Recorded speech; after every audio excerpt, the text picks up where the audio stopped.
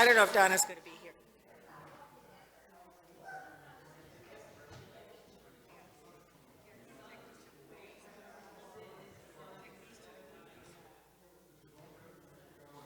No.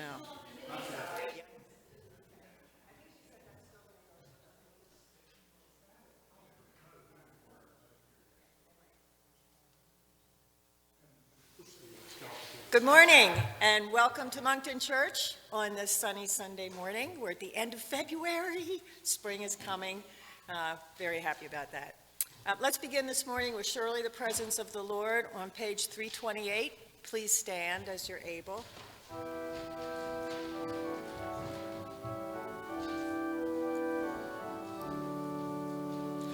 Surely the presence of the Lord is in this place. I can feel his mighty power and his grace. I can hear the brush of angels' wings. I see glory on each face. Surely the presence of the Lord is in this place. Thank you, and you may be seated. A couple of announcements. There are some dates on the back of the bulletin. This coming Wednesday is Ash Wednesday. There's a service at Mount Zion, UMW, in Upper Co at 7 o'clock. Next Sunday after church, we're having a UMW meeting. Hopefully all you ladies can stay, and we'll make some plans for the year, and it'll be really nice to reconvene. The 22nd of March, which I think is a Wednesday, there's a food bank fundraiser at Woodfire. So all proceeds that day, all the receipts, part of it goes to the food bank. And then the Good Friday service will be here at Monkton in April. For the food bank, we need scalloped potatoes, boxes of scalloped potatoes, 50 boxes. So please start to bring those in. You may have noticed the tower of canned goods out there. It's the canned goods castle. The school is collecting canned goods for the food bank too. So that's really fun. If you bring some in, you might want to check with Donna, but you could always add them to the castle just to see how tall we can get that to be. I think there are a couple more weeks for that. So if you want to bring some canned goods next week, we'll let the kids arrange them. They have fun with that. Well, it's only until the end of this week, but if... So do we have, is Sunday okay to bring next Sunday? Okay, all right, they're taking a Monday, so next Sunday is the last Sunday to do it. So please, if you want to add to that, that's the time to do it. Thank you, Dolores. All the other needs for the food bank are also listed on the back. Easter flowers. Would you like to come on over?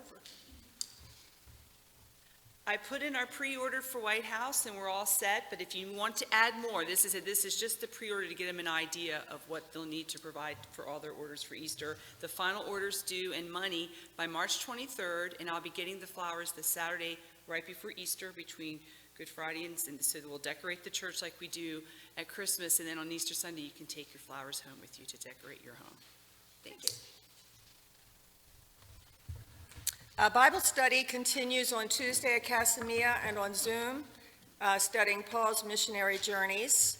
When you picked up your bulletin this morning, you might have seen the booklets. This is a Lenten devotional booklet. It has prayers for each day during Lent, so please pick one of these up on your way out. You might find this inspiring and helpful throughout the season. These are provided by the Society of St. Andrew, an ecumenical food ministry. And please remember to support our mission project for Helping Up Mission. The basket is on the organ. Thanks very much.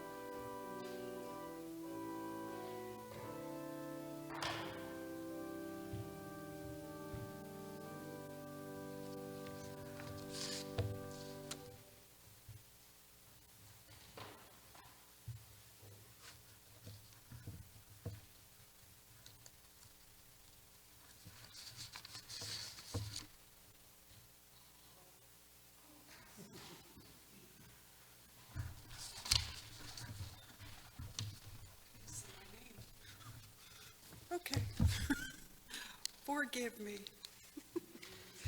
Response? Hmm? Okay. Join me in the reading. I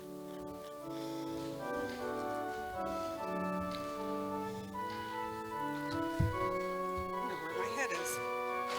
You know it's blonde.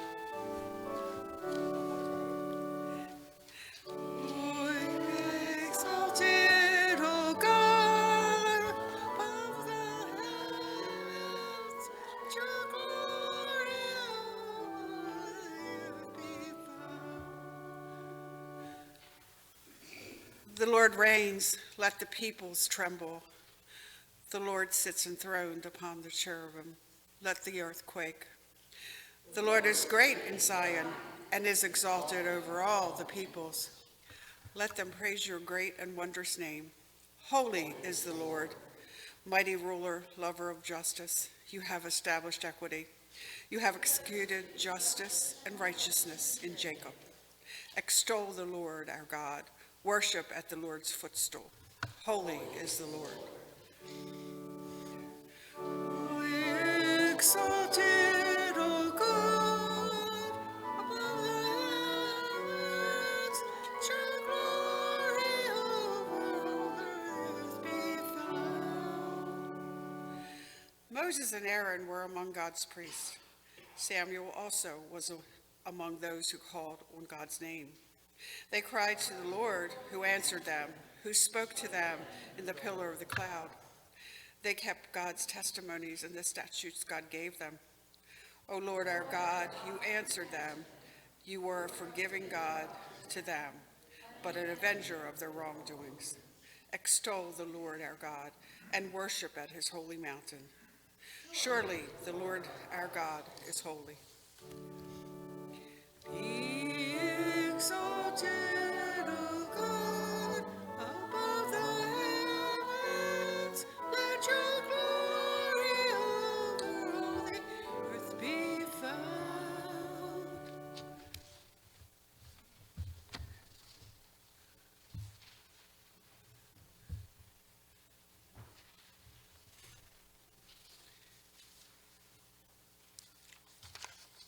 The first hymn this morning is on page 384, Love Divine, All Loves Excelling.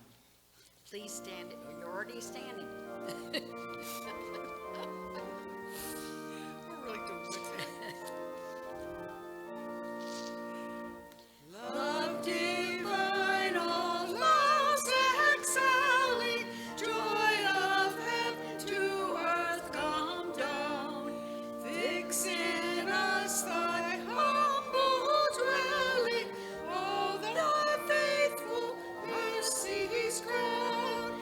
Jesus, thou art all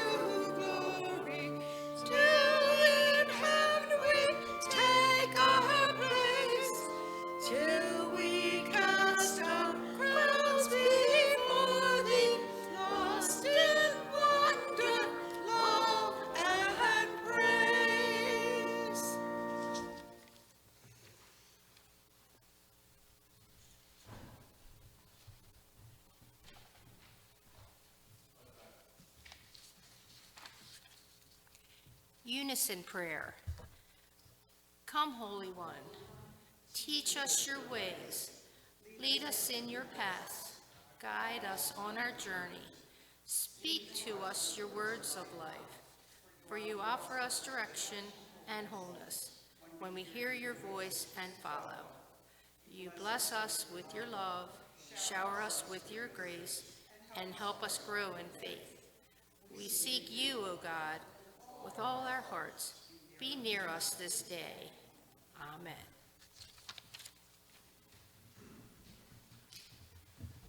And you may be seated if you aren't already. Good morning. It is the last day of last Sunday in the season after the Epiphany. Ash Wednesday comes on this Wednesday. Barb already announced the service at Mount Zion over on Black Rock Road on Wednesday night for the imposition of ashes. I encourage you to join us there. It's a cluster service. We also have the Lenten devotional that Barb mentioned. And what she doesn't know is that I'm going to bombard your inboxes with another devotional every day in Lent. So they call me Pastor Spam for a reason, you know that. So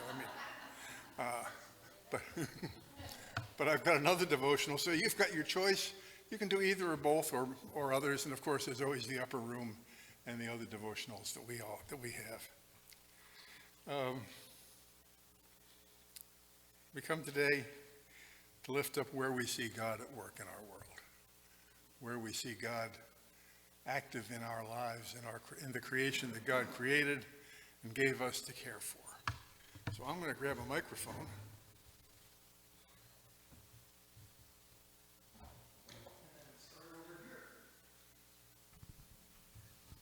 Volunteers, come on. Sure. You know, I always have a nature thing or two.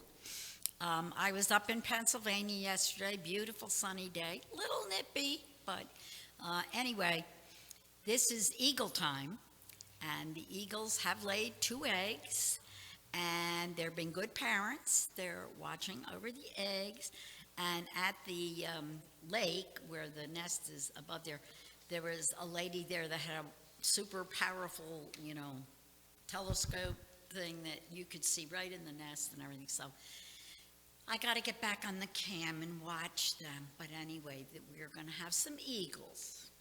There's a promise of new life. Absolutely. Yes. 2 eggs. Yes. Yes, I feel God working in my life because things happen and then I'm much better able to accept them now. Because I remember talking about that I had pneumonia a couple months ago before I joined, and one of the side effects is hair falling out about 3 months later, and sure enough, and I didn't have that much hair to begin with, and I had a lot of that going on. But then I went to my dental hygienist this week, and she told me, and if you see me coming with a beautiful hairdo, she was telling me her mother had just gotten a wig, and the wigs now apparently are beautiful, and she just highly recommended it. And I was just so happy that I can accept this and not get all worked up about it. And the fact that God is in our lives, it doesn't really matter that much anyway. The guidance of God appears sometimes from voices we don't expect. Yeah. It's a God blessing to me that the weather's changing. We can get out and sit outside in the warm sunshine and plan all our spring planting. I have a lot of stuff ordered that she'll be coming in, and Carol will be doing the planning. I'll be doing the instructions. And the other thing is that the people over in Gary, we have to keep them in our prayers. That's terrible what's going on over there. People in Ukraine, yes. Seeing Lyle pull up in his truck this morning as we were walking in is my biggest God sighting this week. It is wonderful, is it not? Yes, it is.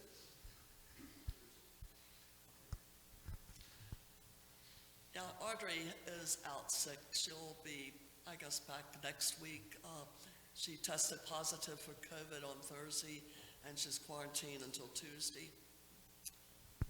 keep Audrey in our prayers, yeah. Sure. Come here so people at home can see you. No, they don't have to see me. So yesterday, I had a God moment. Recently, I became friends, Becky and I became friends with a man named Albert, who's in his early 80s. And there's he was the last preacher or pastor of an old school Baptist church in Wycomico County that has a small cemetery outside of it in which my great and great grandparents are interred, and they worshiped there. And Albert preached the last sermon there a little over 10 years ago. So I got to go in that church. I always wanted to. I've always been to the cemetery, but I've never been in the church. And I got to go in yesterday.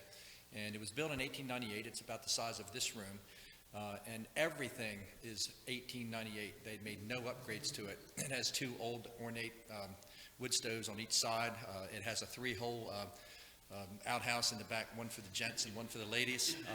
And it was like walking back in time. It was a humbling experience because my great-grandfather died in 1924, and he worshiped there, and I saw exactly what he saw, which was very humbling, and I was honored to do that. So old school Baptist, different. There's very plain, no crosses anywhere in there, but it was really a cool experience. It was a God sighting for sure. And if you're on Facebook, you can see Chris's pictures of the church.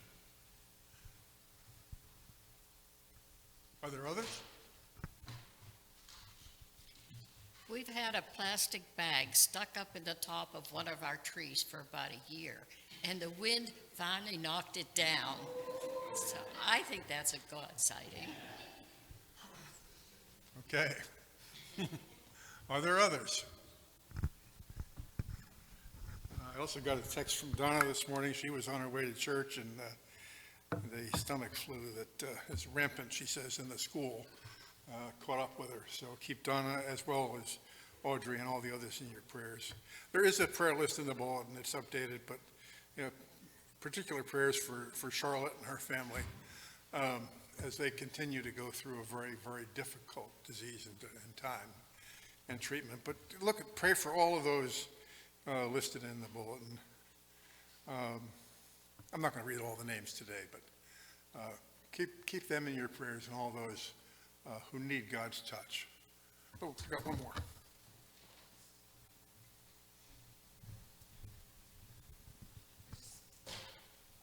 I just want prayers for the Ukraine.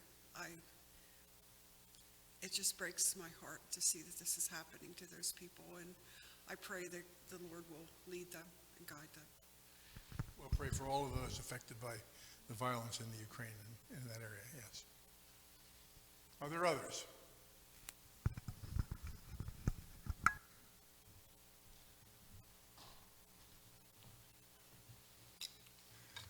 If there are no others, then let us go to the Lord in prayer. Holy God, we come to you in this beautiful sunny day, placing before the throne of your grace all of those who have been named here, and giving thanks for all that we've seen you doing in our world, in the world you've given us to care for. And there's so much that we don't see, that we don't recognize where you are at work, and help us to see that. Help us to understand that in these days of pain and violence and so much hatred in the world, help us to see your love. Help us to experience your peace. Help us to understand where you would have us go in this world so we can transform this world. We can transform this world to be closer to your image. We ask this in the name of Jesus the Christ, who taught us to pray with words like this. Our Father, who art in heaven, hallowed be thy name. Thy kingdom come, thy will be done, on earth as it is in heaven. Give us this day our daily bread, and forgive us our trespasses, as we forgive those who trespass against us. And lead us not into temptation, but deliver us from evil. For thine is the kingdom, and the power, and the glory forever. Amen.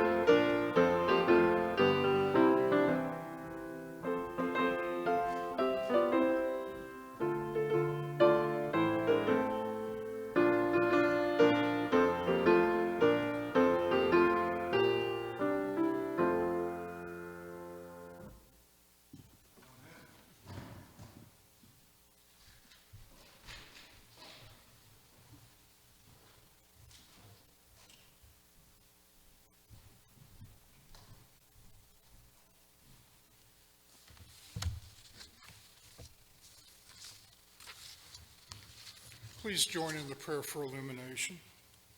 May the words of our mouths and the meditations of our hearts be acceptable in your sight, O Lord, our strength and our Redeemer. Amen. First reading is from Exodus. When Moses came down from Mount Sinai carrying the 10 Commandments, his face was shining because he had been speaking with the Lord. Aaron and all people looked at Moses and saw that his face was shining, and they were afraid to go near him. But Moses called them, and Aaron and all the leaders of the community went to him, and Moses spoke with them. After that, all the people of Israel gathered around him, and Moses gave them all the laws that the Lord had given him on Mount Sinai. When Moses had finished speaking with them, he covered his face with a veil. Whenever Moses went into the tent of the Lord's presence to speak to the Lord, he would take the veil off. When he came out, he would tell the people of Israel everything that had been commanded for him to say, and they would see that his face was shining. Then he would put the veil back on until the next time he went to speak to the Lord.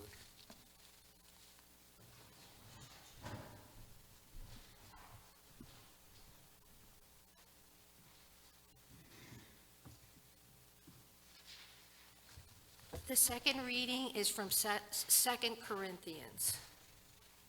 Because we have this hope, we are very bold. We are not like Moses, who had to put a veil over his face so that the people of Israel would not see the brightness fade and disappear. Their minds indeed were closed, and to this very day their minds are covered with the same veil as they read the books of the Old Covenant. The veil is removed only when a person is joined to Christ. Even today, whenever they read the law of Moses, the veil still covers their minds. But it can be removed, as the scripture says about Moses. His veil was removed when he turned to the Lord. Now, the Lord in this passage is the Spirit. And where the Spirit of the Lord is present, there is freedom. All of us then reflect the glory of the Lord with uncovered faces, and that same glory coming from the Lord, who is the Spirit, transforms us into his likeness in an ever greater degree of glory. God in his mercy has given us this work to do, and so we do not become discouraged.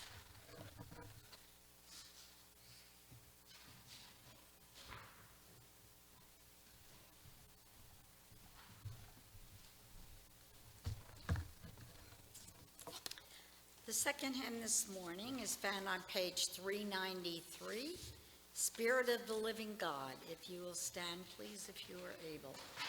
Let us sing this through twice since it's so short.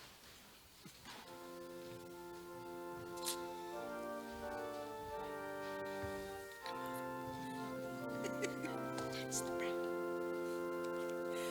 Spirit of the living God, fall afresh on me. Spirit of the living God, fall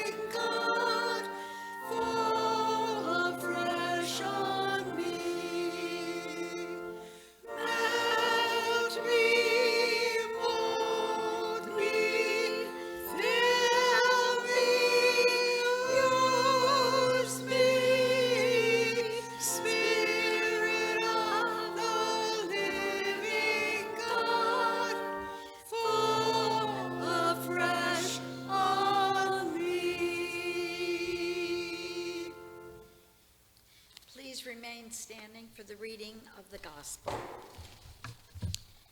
The gospel is found today in Luke 9, verses 28 through 36. However, I'm going to start a couple verses earlier so you know what verse 28 is talking about.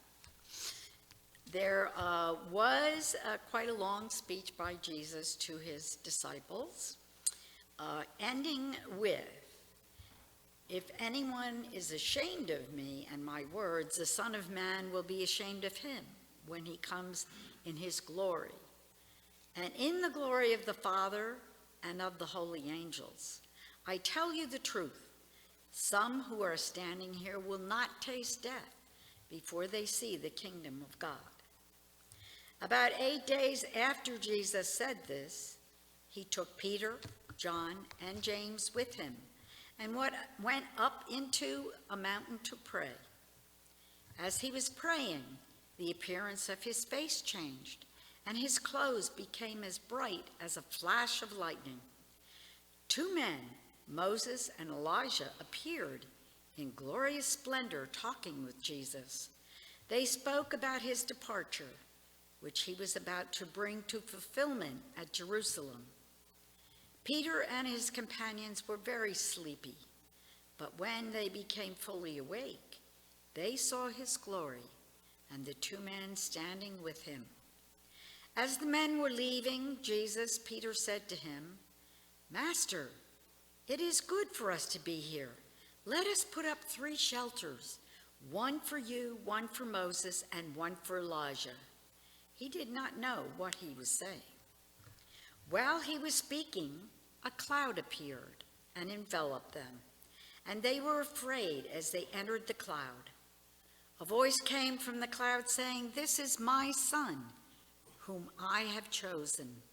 Listen to him."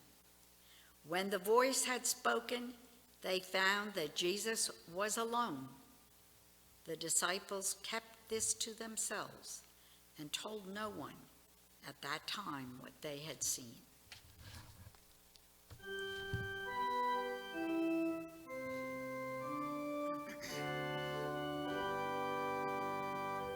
Glory be to the Father, and to the Son, and to the Holy Ghost, as it was in the beginning, is now, and ever shall be, world without end. Amen. Amen.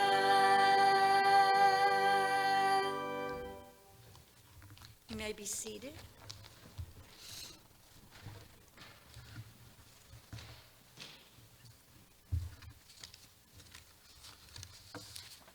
And will you pray with me, please?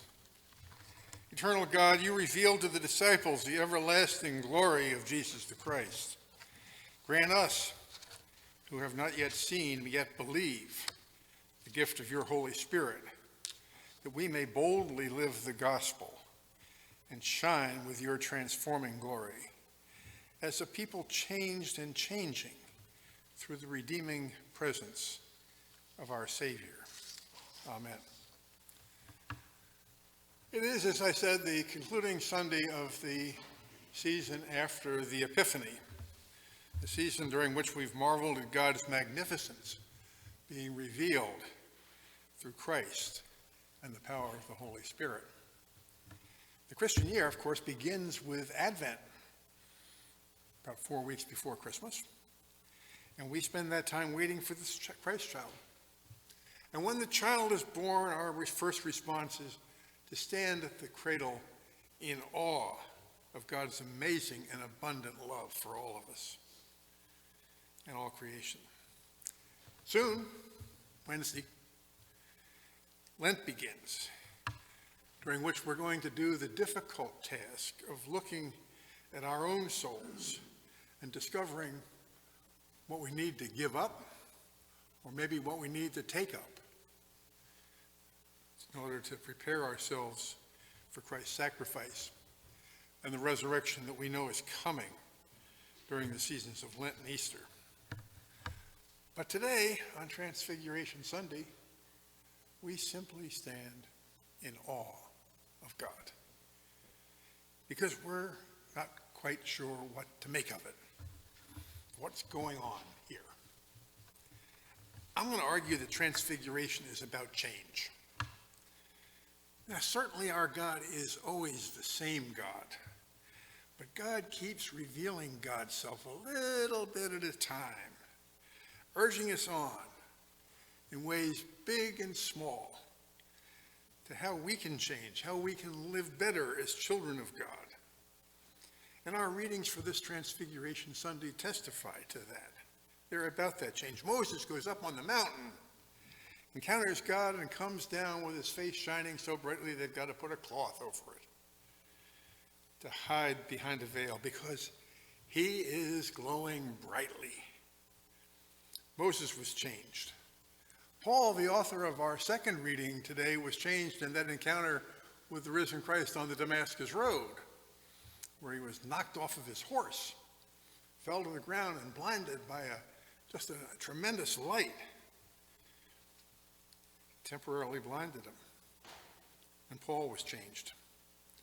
Jesus takes 3 disciples up the mountain. And his appearance at least, is changed so much that the text says it flashed white like lightning. And that 3 of his closest friends are confused. Not all that difficult for them to be confused. We see other times in the Gospels when they're confused. But they are, in their confusion, still in awe of this vision. And Peter starts babbling about building shelters. But they were changed. They were changed by that experience. And we too are changed by our experiences with God. Change, at least in my prior careers, is a pretty good marketing strategy as well. I don't know how much television you watch. We watch some, but I tend to pay more attention, Pat will tell you this, I tend to pay more attention to the commercials than to the program. They're better produced, and they're more interesting. And they tell more about what some of the brightest minds in our culture think what's happening in the society. And they always promise a better, more fulfilling life if you will change. If you will change to the product that they're pushing. Change your car, change your diet, change your whatever. Lately, maybe it's the channels I'm watching, maybe there's an awful lot of commercials for cosmetic products that will make your face glow. I'm not sure about that. When I was making commercials and making small films, we didn't want the actors' faces to glow. We wanted them to be flat. We had makeup artists there to pay them good money to do that. But today, all you need for a good life, according to the TV commercials, is to buy some, I gotta read this stuff, Regenerous Miracle Boost Concentrate. You like that one? Or how about Radiance Plus Vitamin C Daily Moisturizing Brightener? And here's the one I like best, Hydro Glow Boost Serum. Use this stuff, they promise, and your face will glow. You will be changed, you will be transformed. They may even promise that you're going to be transfigured, I don't know. But I'm a skeptic. I'm not so sure about all of that. I have doubts that investing in those products, and they're not cheap, on television was really going to change your outlook on life. It's not going to change your inner appearance. I wonder how some serum or cream can make you a new person, exuding self-confidence and a person with optimism and more self-esteem. And I'm not just picking on cosmetics today. I just you know, the cosmetics, the glow thing works with Transfiguration. But can breakfast cereals really bring a family together again? Or can your kind of new fancy car with all these gadgets on it make life worth living? Come on. On the other hand, seeing God up close and personal will change your appearance, and it will change your outlook on life in ways that will make others notice the difference. The The Apostle Paul says in today's reading that believers in Christ are being changed day by day by the Holy Spirit until they reveal the very image of Christ. Don't be surprised if people notice your appearance appears brighter, maybe not glow like the serums do, but if your appearance is brighter, if you've come to know the presence of God every day more and more personally. But what do we do with Transfiguration Sunday? It's a difficult time. You heard the text today. It details how Jesus climbs the mountain with Peter, James, and John. He's transfigured before them. His appearance becomes dazzling white. He stands with Moses and Elijah, revealing both the law and the prophets coming together in the genesis of a new creation. And they are transformed. And Peter says, or maybe Peter babbles, the word I used earlier, it's good for us to be here. Maybe to convince himself. And he offers to build these 3 shelters, one for Jesus and one for Moses and one for Elijah. In other Gospels, he offers to build 3 shelters, and he doesn't say who for. Maybe he wants to build them for himself and John and the other disciple, so they don't have to leave the mountain. It's good for us to be here. And I think that's the center of this reading today. Sometimes you just have to say it. When we come into the sanctuary to worship God, you might not remember when you go home exactly what song was sung. You're certainly not going to remember anything that I say. But hopefully you're going to leave this gathering today saying it was good to be here today. You don't have to put your finger on whether something was particularly good or bad. It's an old Chinese story about a farmer who was talking about luck. He had good luck and he had bad luck. One day he went out and found that his horse had run away. His neighbor said, "What bad luck?" The farmer replied, "Good luck, bad luck, who knows?" The next day the horse came back with 3 other horses. His neighbor said, "Well, what good luck?" The farmer said, "Come on now, good luck, bad luck, who knows?" The next day the horses trampled the man's garden, destroying his crop. Good luck, bad luck, who knows? The next year, he had a bumper crop because the soil had been overturned. You get the idea. Is it a good day? Yeah, I think it's a good day. This is the day the Lord has made, so let us rejoice and be glad in it. So whether we're here today with a heavy heart or whether we're here today with joy that's difficult to keep to ourselves, make room for God in this moment and say, it was a good day for us to be here. Someday the place is so good we don't want to leave. Now, Frank, you're active in the 7-mile walk with Jesus. And there's a little booklet. I don't know if they still pass it out. A little booklet they give the pilgrims at the end of the 72 hours about coming down from the mountain. They still hand that one out? Yeah, okay. And what's it tell us? It tells us that we've got to take what we've learned up here on the mountain. We've got to take that glow that we've seen up here on the mountain. It takes what we have felt up here on the mountain. It tells us that we have to do what we are called to do, and we've been reinforced up here on the mountain. And we have to go down the mountain. We have to go down the mountain, radiating ourselves with the holy light. With the holy light. Preacher Fred Craddock tells a story about this. Craddock says, sometimes a child falls down and skins a knee or an elbow and runs crying to his mother. Mother picks up the child and says, and this is the oldest myth in the world, let me kiss it and make it better. Mother has magic saliva? I don't know. She picks up the child, kisses the skin place, and holds the child on her lap for 10 minutes or so, and pretty soon all is well. Did the kiss make the skinned knee or the skinned elbow well? Nah. It was, you say yes. Okay. This goes on at home all the time, by the way, so I mean, The kiss didn't. It was the cuddling in the lap. It was holding the child in the lap while the wound kind of receded into ancient history. Moses goes up the mountain. Moses experienced an earthquake and a fire. Moses comes down the mountain. Elijah went up the mountain. Remember that? Elijah went up the mountain. He experienced an earthquake and a fire too. But he didn't go up because he was called up. He was running away. And God told him to go up.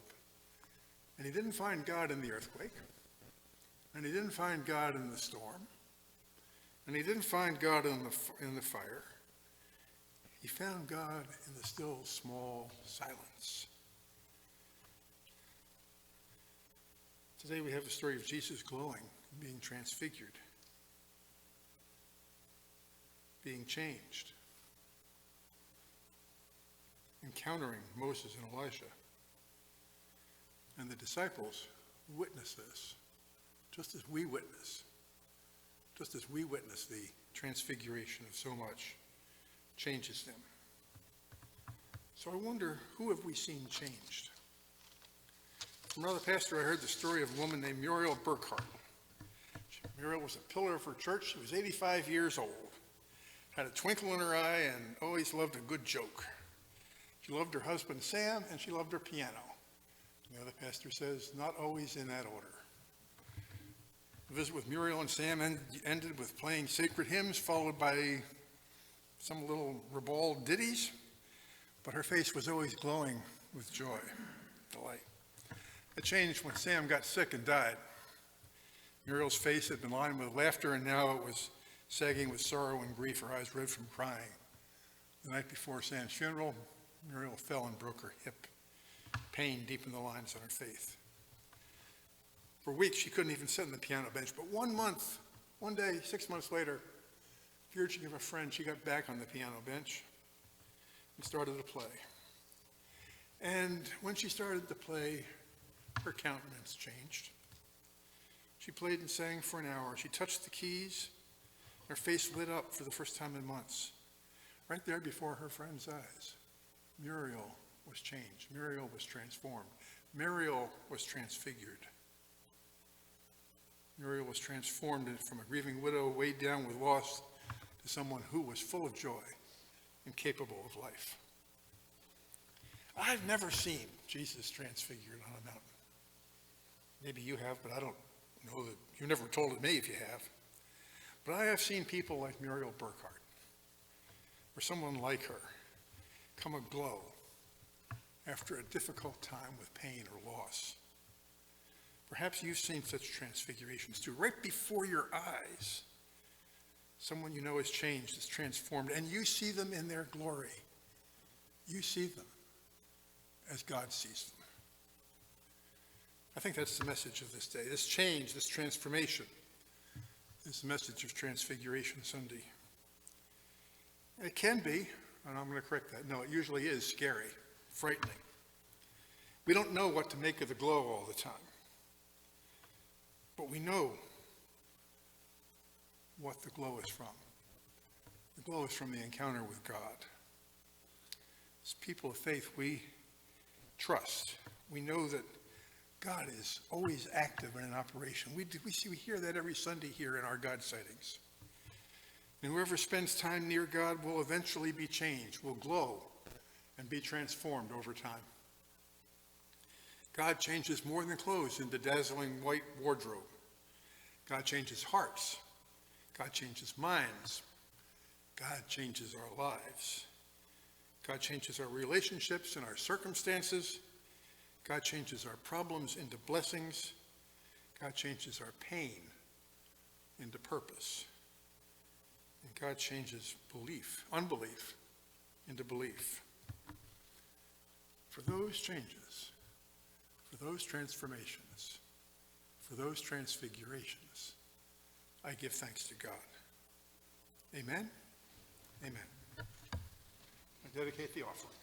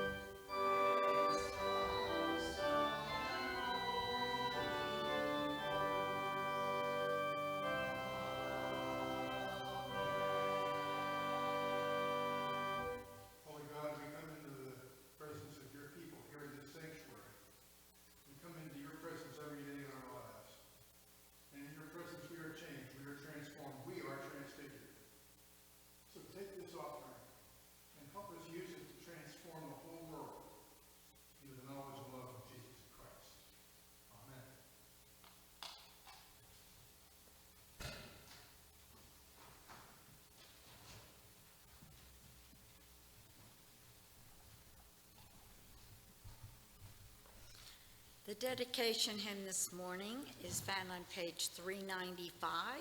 Take time to be holy. Please stand if you are able.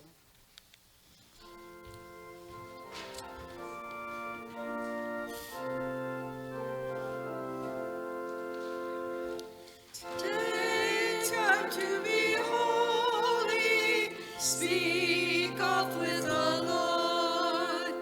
Abide in him always, and feed on his word. Make friends, God's children, help those who are weak. Forgetting in nothing His blessing we seek. Take time to be holy, the world rushes on. Spend much time in secret with Jesus alone. By looking to Jesus, like him thou shalt be.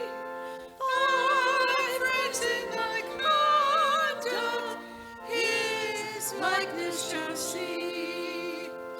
Take time to be holy, let him be thy guide, and run not before him, whatever betide. In joy or in sorrow, still follow the Lord. And looking to Jesus, still trust in his word. Take time to be holy, become in thy soul. Each thought and each motive beneath his control. Thus led by his Spirit to fountains of love, thou shalt be fitted for service above.